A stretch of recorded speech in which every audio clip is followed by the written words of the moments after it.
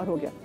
अच्छा ऐसे जैसे भी आप बात कर रहे थे ना कि आप दो स्ट्रॉन्ग हेडेड लोग, और जैसे स्पेसिफिकली अगर एक इंडिपेंडेंट जो लड़की होती है जिसको अपने डिसीजंस लेने आते हैं, जैसे मॉडलिंग की फील्ड में बात करें तो उनको पता एग्जैक्टली कि उन्होंने अपनी, और जैसी उनकी पर्सनालिटी भी है, तो कितना आसान होता है या फिर मुश्किल होता है किसी बंदे के लिए, और हमारे पाकिस्तानी में बंदे के लिए अगर बात करूँ, किसी स्ट्रॉन्ग हेडेड खातून से शादी करना? आसान तो नहीं है, put it in very plain and simple words, but उसमें ये होता है कि what I have learned is कि कुछ सिचुएशंस में I back off, I back down, और मैं कहता हूँ कि चलो ठीक है, इस डिसीजन का सुनीता से ज़्यादा लिंक है, तो let her make it, because आपको इंडिविजुअलिटी भी लोगों की ना प्रिजर्व करनी चाहिए, वरना वो इंसान बहुत वो हो जाता है कि यार ये तो मुझे सपोर्ट ही नहीं करता। So when it comes to Sunita, and if it's a decision which is primarily linked to her, तो I let her take the lead. लेकिन कुछ जगहें होती हैं जहाँ पे मुझे लगता है कि नहीं, what she's thinking is wrong, and there has to be a deeper thought process. तो वहाँ पे मैं I take over and I put my foot down. I am like नहीं, ये आपके तरीके से नहीं हो सकता। ये इजीली सरेंडर कर देती है वैसे ऐसी कोई चीज़ हो? नहीं, इजीली सरेंडर भी नहीं करती है, लेकिन ये होता है कि फिर मैं जिस तरह ये कह रही होती है, करना मुझे ही होता है, तो जिस तरह ये कह रही होती है मैं उस तरह नहीं करता फिर, and then I am like, and then she is fine after that. एक बार चीज़ हो जाए देन शी इज फाइन। अच्छा मुझे बताएं कि शादी से पहले ना मतलब होता है कि इंप्रेशन दोनों साइड से होते हैं कि अच्छा जी कि मैं ऐसा हूँ या ऐसी हूँ।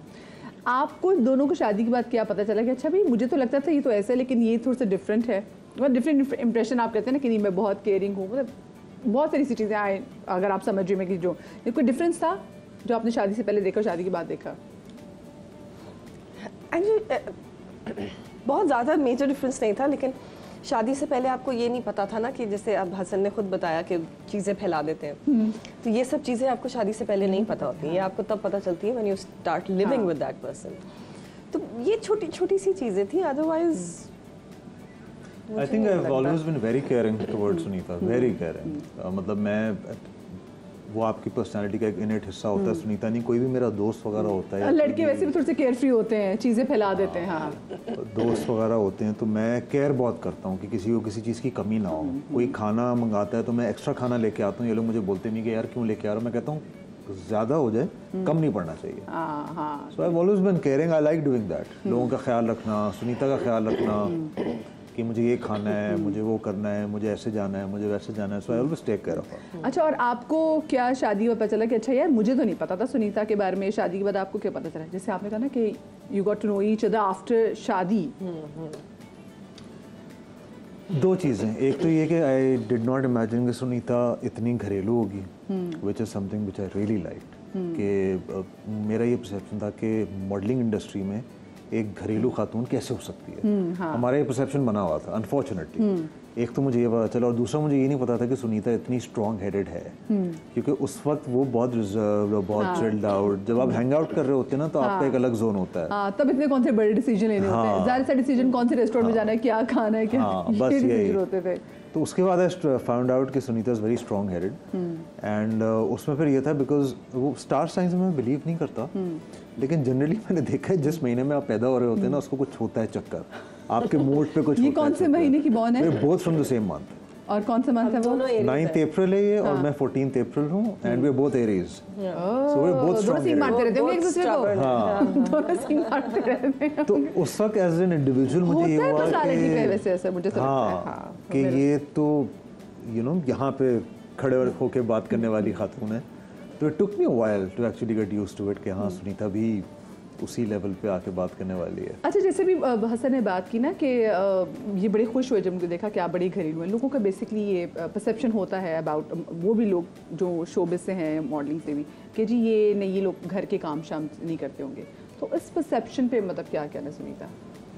तो ये ज़्यादती कर देते हैं एक बंदे को जाने बगैर इसके बारे में परसेप्शन बना लेना? देखिए, हर किस्म के लोग हर फील्ड में होते हैं।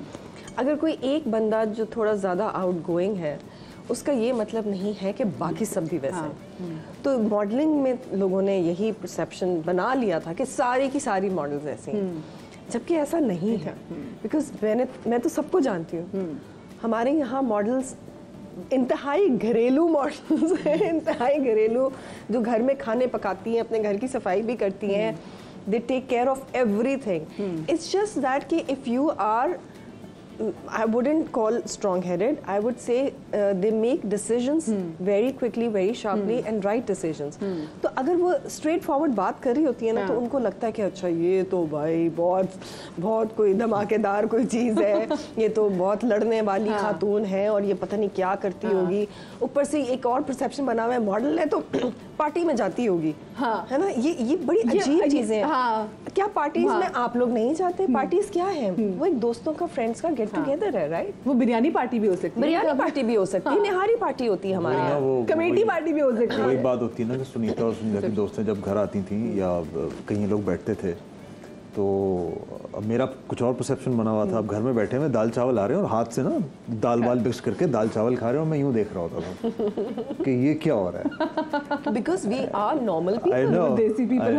अच्छा तो हसन मुझे बताएं कि जब आपने अपने घर में बताया था सुनीता के बारे में, आई एम श्योर बहुत जगह पूछा हुआ, लेकिन हमारे मसला ये ना कि जैसे वो ये बात कर रही हैं, हमारे मॉडल्स का परसेप्शन है कि of course they very modern girls. तो जब आपने घर में बताया था तो घर से और रिश्तेदारों से, दोस्तों से क्या फीडबैक आया था कि करनी है कि नहीं करनी, क्या? I think the friends were always they were like it's up to you. सारा है इसके जो भी कुछ चीज़ों की ना आपको मुस्तकबिल को आपको देखना पड़ता है कि यू नो क्या होगा, कैसे होगा, क्या चीज़ें जो मोहब्बत में आपको नज़र नहीं आ रहा होता, नज़र नहीं आ रहा होता. तो उसमें 2-3 चीज़ें जो बड़ी क्लियरली डिफाइंड थी, वो एक तो बच्चों के पॉइंट ऑफ व्यू से था कि वो मुसलमान होंगे, तो वो मेरे लिए वही काफ़ी था बेसिकली कि ये है, चलो सही है. Friends were very supportive. Even family was supportive. My father was more supportive than my mother because my mother had obviously she's into Islam. Everyone should be into Islam. And बहुत सारी चीज़ें होती हैं, हाँ रिलीजियसली वो follow करती हैं, तो उनको था कि क्या कैसे कब वो वरी जल्दी कर जाती हैं. लेकिन मैंने भी वही बात है कि मैंने ठानी भी थी कि मैंने करनी इसी से है.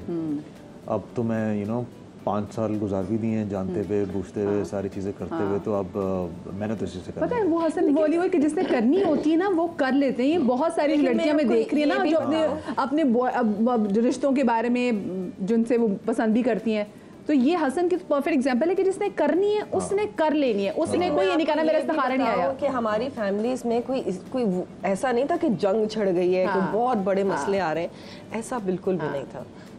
बिकॉज मेरा हसन के घर पे आना जाना काफ़ी था एंड दे लाइक्ड मी, तो वो शुरू से एक लाइकिंग थी इनके घर वालों की मेरी. But I think it never hit them. वो सुनीता का वो व्यू अलग है, लेकिन वो होता है ना कि मैं आप के घर आ रहा हूँ और हाँ ठीक है अच्छा लड़का है ये वो, but when it strikes you कि शादी हो रही है, तो एकदम से इंसान की जो वो होती है ना सारी वो एकदम से you know everyone gets shocked.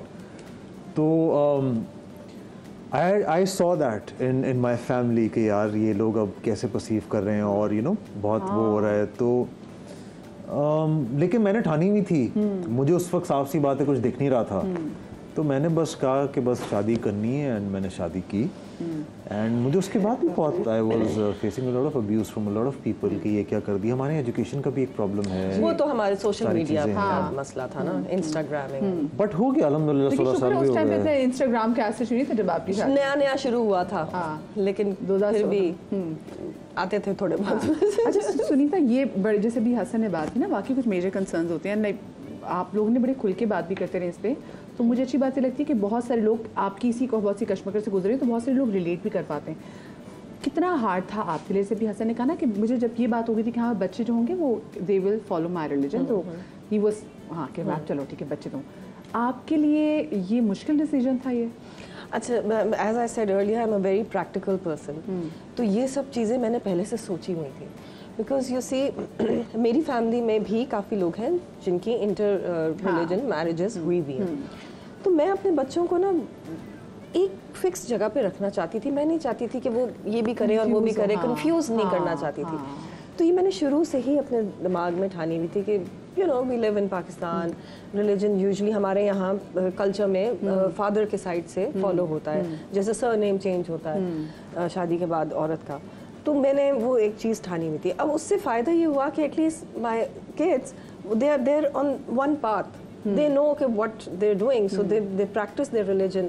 और सुनीता आपने बड़े अच्छे तरीके से इसको किया भी, जैसे वो रोज़ा कुशाई भी बच्चों की हो रही है, बहुत से जो सारे इवेंट्स की पिक्चर्स भी देखते हैं, तो वो बड़ी पता चल रहा होता है कि आप उसमें भी रह के कितना फैसिलिटेट करें, बीइंग अ मदर भी आप किस तरह से चीज़ों का ख्याल भी रख रही हैं। That is very fascinating to see, because मैं कभी भी इमेजिन नहीं कर सकता था कि ये बहुत अच्छी बात है सुनीता के बारे में कि ये जितने उसे कहते हैं ना फर्वर से और हैप्पीनेस से उनकी ये चीज़ें सेलिब्रेट करती है।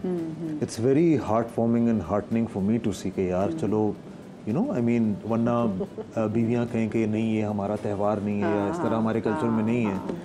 But she's never said that. Even on Eid, she's the happiest. Sunita की भी इतनी अच्छी तैयारी देख रहे थे ईद पे, जो ईद लंचेस वाले डिनर्स वाले हो रहे थे। नहीं, पर वाइस वर्सा भी होता है ना। इसी तरह जब क्रिसमस या ईस्टर आता है तो अब बच्चों को पता है अच्छा ईस्टर आ रहा है, मामा चर्च जा रही हैं, तो वो बाकायदा फरमाइश होती है कि वापसी में आप ईस्टर एग जरूर लेकर आइएगा।